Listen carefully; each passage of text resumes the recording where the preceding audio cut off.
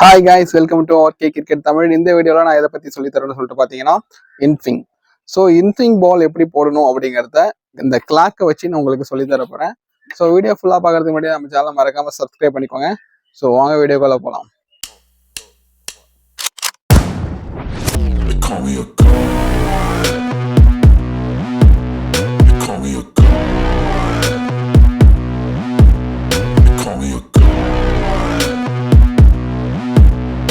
Okay guys, இப்போ வந்து ஒரு பவுலரோட வியூவில் நான் உங்களுக்கு காட்டுறேன். ஸோ இதுதான் ஸ்டெம்பர் பாலாக இருந்தாலும் சரி, ஸ்டிச் பாலாக இருந்தாலும் சரி, ப்ரொசீஜர் ஒன்று தான். எப்படி அவுட் ஸ்விங் இன்ஸ்விங் போடணுங்கிறது ஒன்று தான். ஸோ இந்த வீடியோவில் இன்ஸ்விங் சொல்லித்தரேன். இப்போ பார்த்தீங்கன்னா இதுதான் பாலோட கிரிப்பு உங்களுக்கு தெளிவாக தெரியணுங்கிறதுக்காக ப்ளூ கலரில் ஸ்கெட்ச் பண்ணியிருக்கேன் அந்த சீமில், தெரியுது இல்லையா? இப்போ பார்த்தீங்கன்னா நீங்கள் பாலை இன்ஸ்விங் பண்ணுறதுக்கு, அதாவது பால் வந்து ஆஃப் சைடில் போய் லெக் சைடில் திரும்பும், அதுதான் இன்ஸ்விங். ஓகேவா? ஸோ அந்த பாலை போடுறதுக்கு நீங்கள் எப்படி எந்த டைரெக்ஷனில் பாலை பிடிக்கணும் அப்படின்னு சொல்லித்தரேன். இதுக்கு நான் ஒரு கிளாக் எடுத்து எக்ஸாம்பிளுக்கு சொல்லித்தரேன். வெயிட். ஸோ இது ஒரு கிளாக் உங்களுக்கு தெரியும்னு நினைக்கிறேன். ஓகேவா? இது 12ஆம் நம்பர், இது வந்து 6ஆம் நம்பர். ஓகேவா? ஸ்ட்ரெயிட்டாக நம்ம 12ஆம் நம்பர் நோக்கி பவுலர் நோக்கி இப்படி போல் பண்ணுறோம். ஓகேவா?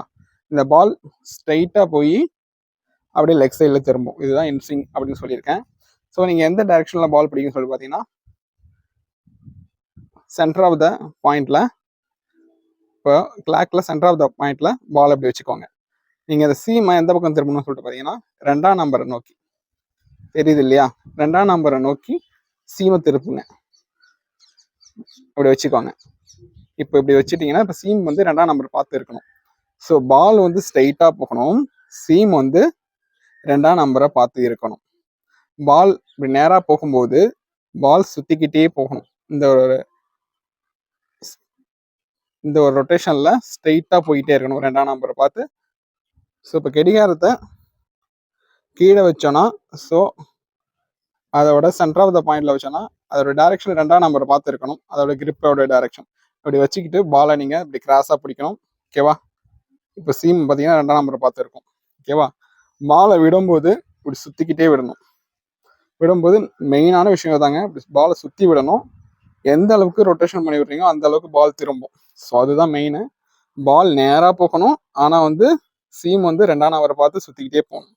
அதுக்கு நீங்கள் இப்படி கிராஸாக பிடிச்சிக்கணும். இப்படி 2ஆம் நம்பரை திருப்பி கரெக்டாக 2ஆம் நம்பரை பார்த்த மாரி கிளாக்கில் வச்சுக்கிட்டு இந்த கிராஸ் பொசிஷனில் பிடிச்சிக்கிட்டிங்கன்னா வச்சுங்களேன், உங்களுக்கு ஈஸியாக இருக்கும்.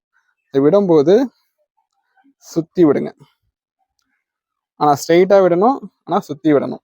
எந்த அளவுக்கு பால் ஸ்பின் ஆகுதோ அந்த அளவுக்கு பால் ஆஃபில் போய் லெக்கில் டேர்ன் ஆகும், அதாவது ஏர்லேயே டிவேட் ஆகும்.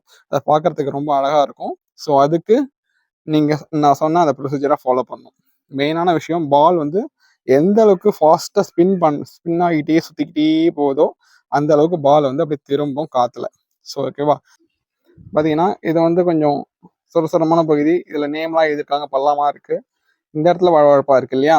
ஸோ வழவழப்பான பகுதியில் வந்து பால் வந்து சீக்கிரமாக மூவ் ஆகிடும், சொரசொரப்பான பகுதியில் மூவ் ஆகாது. ஸோ அதுக்கான சயின்ஸ் தான் இது.